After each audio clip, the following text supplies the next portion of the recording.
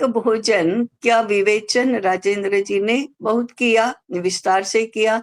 उसके परिप्रेक्ष्य में राजस और तामस भोजन का भी किया। तो स्वादिष्ट भोजन, सात्विक भोजन, यही हमारा एक मापदंड है। परंतु दूसरी दो संकल्पनाएं इसमें थी, पौष्टिक और स्वादिष्ट। स्वादिष्ट भोजन किसको चाहिए? हमारी इंद्रियों को चाहिए, हमारे मन को चाहिए। अगर भोजन स्वादिष्ट नहीं रहा तो हमारा पूरा मूड खराब हो जाता है, दिन खराब हो जाता है, इतना उसका प्रभाव है। तो हमारा भोजन स्वादिष्ट होना ही चाहिए।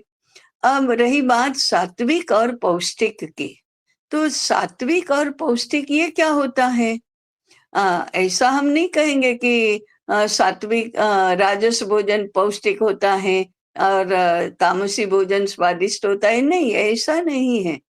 वो पौष्टिक भोजन जो अन्नमय और प्राणमय को ही प्रमुख बात मानते हैं और शरीर स्वस्थ रखने की दृष्टि से भोजन की रचना करते हैं, वे पौष्टिक भोजन को प्राधान्य देते हैं। न्यूट्रिशन हमारा एक बहुत की वर्ड बन गया है कि अच्छा भोजन पौष्टिक होना चाहिए। परंतु पौष्टिक और सात्विक में अंतर क्या है? तो पौष्टिक भोजन शरीर की चिंता करता है, शरीर को स्वस्थ बनाने के लिए होता है। सात्विक भोजन अंतःकरण को संतुष्ट कर, अंतःकरण की चिंता करता है, अंतःकरण को पुष्ट बनाने के लिए होता है, अंतःकरण को अच्छा बनाने के लिए होता है। तो सात्विक भोजन पौष्टिक तो होगा ही, परंतु पौष्टिक भोजन नॉट नेसेसरीली सात्विक भी होगा। ऐसे हमारे यहाँ दो संकल्पनाएं हैं।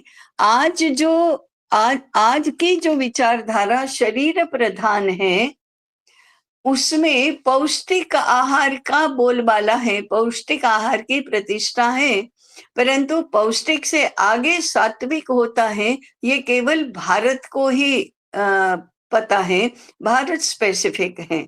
इसलिए सात्विक भोजन की चर्चा करो तो उसमें पौष्टिक भोजन का समावेश हो जाता है। परंतु केवल न्यूट्रिशन करते रहेंगे तो वो जरूरी नहीं कि सात्विक भी होगा। तो ये सात्विक और पौष्टिक का संबंध है। स्वादिष्ट नहीं होना चाहिए ऐसा तो कैसे कहेंगे? आज गलत या अधूरा विचार जो होता है, वो ऐसा मानता है कि अरे रे रे, सात्विक भोजन माने साधुओं का भोजन, सात्विक भोजन माने सन्यासियों का भोजन, सात्विक भोजन में स्वाद की चिंता नहीं की जाती, वो तो घास जैसा भोजन होता है। लेकिन हम तो चटोरे हैं, तो हमको स्वादिष्ट भोजन चाहिए, अब ये सात्विक हो ना हो, ऐसा नहीं है। हमारी परंपरा में भोजन बनाने की जो कुशलता है, उसमें ऐसा ही स्वादिष्ट भोजन बनाया जाता है जो सात्विक हो। और सात्विक भोजन को अत्यंत सुरुचिपूर्ण स्वादिष्ट कैसे बनाना, इसी में गृहिणी की पाक कुशलता है। सात्विकता के नाम पर कैसा ही बेस्वाद भोजन चलेगा, ऐसा ऐसा हमारी परंपरा में ही नहीं है। इसलिए हम सुस्वादु अन्न इसका आग्रह करते हैं। तो स्वादिष्ट तो होना चाहिए, सात्विक भी हो और स्वादिष्ट भी हो। इस दृष्टि से अत्यंत विविधतापूर्ण पदार्थों की रचना तो की गई है, बनाने की विधि भी दी जाती है।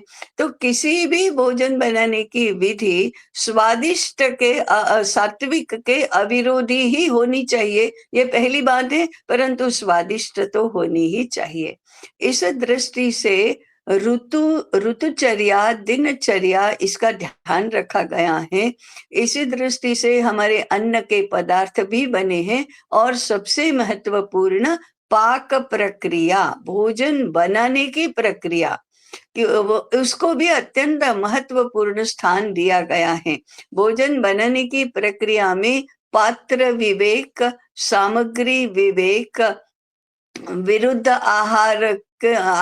विरुद्ध आहार का द्रव्य, भोजन द्रव्यों का निषेध, ये तो सब है ईंधन विवेक और प्रक्रिया विवेक, माने कैसे कैसे कैसे वो बनना चाहिए, ये बहुत महत्वपूर्ण है, जिससे उसकी सात्विकता नष्ट न हो और स्वादिष्ट तो बने ही। ये पाक प्रक्रिया अत्यंत महत्वपूर्ण ऐसा विषय है, और ऋतुचर्या दिनचर्या आदि भी हैं। तो इसमें आयुर्वेद, योग और मनोविज्ञान, इन तीनों विषयों का एक दूसरे के साथ समसंबंध है। और इसलिए हमारा रसोई घर कैसा हो, इसका भी बहुत विधान बताया गया है। हमारी भावनाएं शुद्ध हो भोजन बनाने वाले की, इसका भी बहुत उपदेश दिया गया है। और भोज्येषु माता, वो जो माता के भाव से भोजन बनाओ और कराओ, ऐसा भी विधान दिया गया है। और इसलिए जो जगत की आदि माता है, उसका एक नाम अन्नपूर्णा है, और इस अन्नपूर्णा के पास उसके पति हैं शंकर, वो भी भिक्षा मांगते हैं। ऐसा इतना इसका महत्व है। तो भारत की संस्कृति, भारत का धर्म, भारत का आनंद और प्रसन्नता, इन सबको एक साथ देखकर हमारा भोजन विधान बना हुआ है। और इसलिए आहार शास्त्र का अध्ययन यह हमारे सभी पाठ्यक्रमों में अत्यंत महत्वपूर्ण स्थान प्राप्त करने वाला होना चाहिए। एक ही बिंदु जो राजेंद्र जी का विवरण सुनते सुनते मन में आ रहा था, हम भोग लगाते हैं, उन्होंने भी प्रार्थना करना, भोग लगाना, मंत्र बोलना ये कहा। ये भोग लगाना किस बात का संकेत है? तो भोग को संस्कृत में नैवेद्य कहते हैं। नैवेद्य माने निवेदन करना।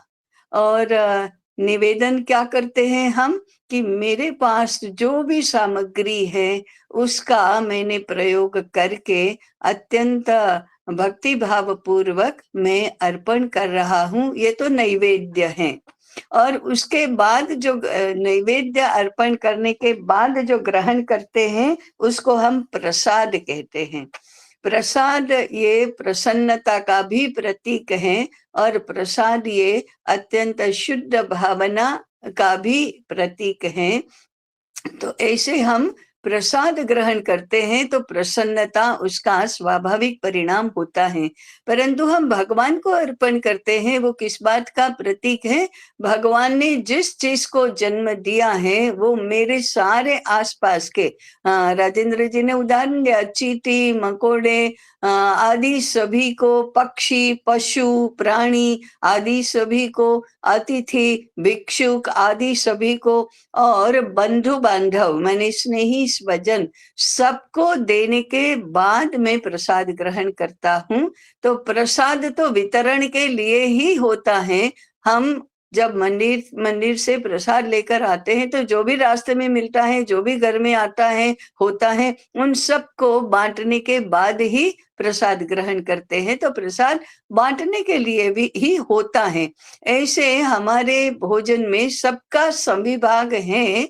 ये हमारे राष्ट्रीय जीवन को चिरंजीव बनाने का एक महत्वपूर्ण मुद्दा है। बांटने से कभी कम नहीं होता, देने से कभी कम नहीं होता।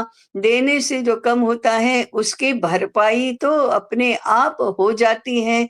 खाली पात्र ही भरा जाता है, भरा हुआ पात्र कभी और भरा नहीं जाता है। ऐसी हमारी ये जो जीवन रचना है, उसमें आहार का स्थान इतना महत्वपूर्ण है। और इस दृष्टि से आज के दोनों विषय, अर्थ और आहार, इसका महत्व हम सही मायने में समझे, यही आज के दोनों विषयों का और दोनों प्रस्तुतियों का प्रयोजन है।